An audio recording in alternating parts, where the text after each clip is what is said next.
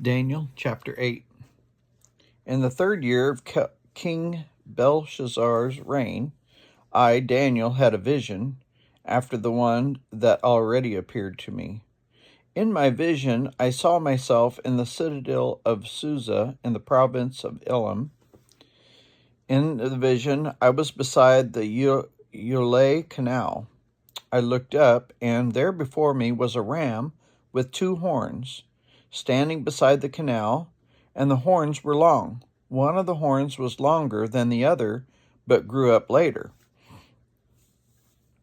I watched the lamb as it charged towards the west and the north and the south.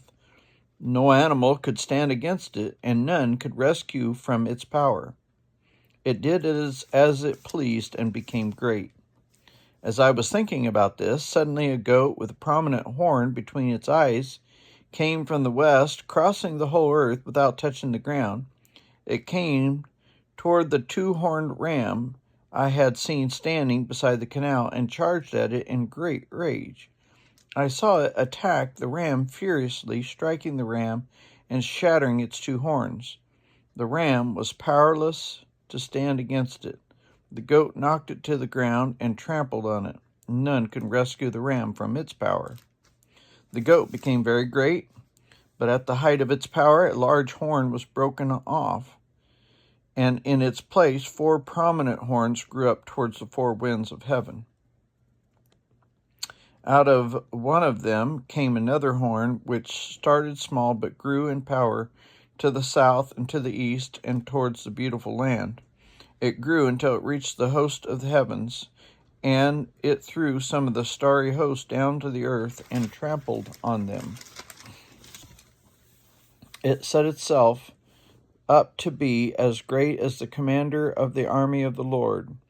It took away the daily sacrifice from the Lord, and his sanctuary was thrown down. Because of rebellion, the Lord's people and the daily sacrifice were given over to it. It prospered in everything it did, and truth was thrown to the ground.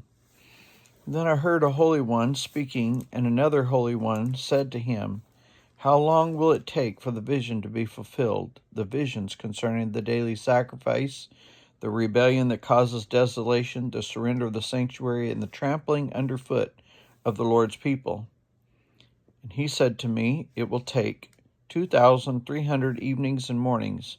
Then the sanctuary will be reconstructed."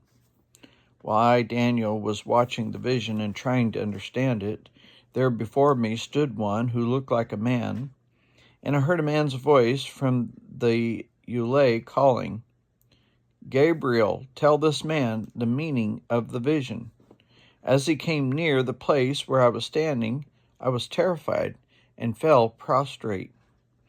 "Son of man," he said to me, "understand that the vision concerns the time of the end."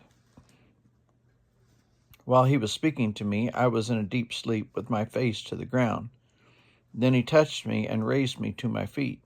He said, "I'm going to tell you what will happen later in the time of wrath, because the vision concerns the appointed time of the end. The 2-horned ram that you saw represents the kings of Media and Persia. The shaggy goat is the king of Greece, and the large horn between its eyes is the first king. The 4 horns that replace the one that was broken off represent 4 kingdoms that will emerge from his nation, but will not have the same power.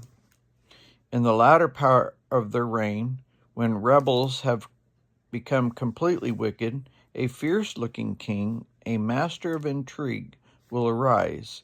He will become very strong, but not by his own power. He will cause outstanding devastation and will succeed in whatever he does. He will destroy those who are mighty, holy people. He will cause deceit to prosper, and he will consider himself superior. When they feel secure, he will destroy many and take his stand against the Prince of Princes. Yet he will be destroyed, but not by human power. The vision of the evenings and mornings that has been given to you is true, but seal up the vision, for it concerns the distant future." I, Daniel, was worn out. I lay exhausted for several days. Then I got up and went about the king's business. I was appalled by the vision, for it was beyond understanding.